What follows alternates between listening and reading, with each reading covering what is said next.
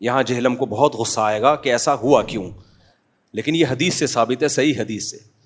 میں کہتا ہوں اس زمانے کے بزرگ جو عیسائی تھے، نوجوان جو حضرت عیسیٰ کے امتی تھے، عیسیٰ ابن مریم کا امتی نیک بنے، اس کے ہاتھ پہ کرامت ظاہر ہو سکتی ہے، اور اس امت محمد صلی اللہ علیہ وسلم کا امتی نیک بنے اور نوجوان نہ ہو بلکہ بوڑھا ہو جائے اسی نیکی میں، اس کے ہاتھ پہ کرامت اگر ظاہر ہو تو آپ کہتے ہیں کہانیاں سناتے ہیں، بابوں کے قصے سناتے ہیں، شرک پھیلاتے ہیں.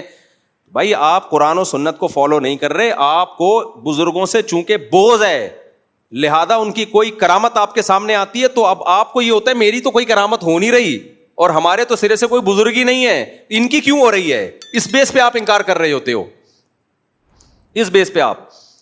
ہاں اس میں ڈرامے بازی بھی ہوتی ہے، جھوٹ قصے بھی سنائے جاتے ہیں، لیکن سنانے والا اگر مستند ہے اور جس کے بارے میں سنایا جا رہا ہے اس کا نیک ہونا ثابت ہو جائے، پھر اس کرامت کا انکار کرنا یہ پیغمبر کی توہین ہے صلی اللہ علیہ وسلم کی. کیوں توہین ہے؟ کہ بھائی عیسیٰ کے امتی سے تو کرامتیں ظاہر ہو سکتی ہیں اور محمد صلی اللہ علیہ وسلم کے امتی سے کرامت ظاہر نہیں ہو سکتی. اس کا مطلب آپ حضرت عیسیٰ کا مقام محمد صلی اللہ علیہ وسلم سے بڑھا رہے ہو. کہ عیسیٰ ابن مریم علیہ السلام کو فالو کرنے والے تو دنیا میں ہوں گے کرامتیں، اور محمد صلی اللہ علیہ وسلم کو فالو کرنے والوں کے ہاتھ میں کچھ نہیں ہوگی کرامت. تو یہ سارا قصہ ہی غلط ہے میرے بھائی جو ان لوگوں نے منجن بیچ رہے ہیں نا.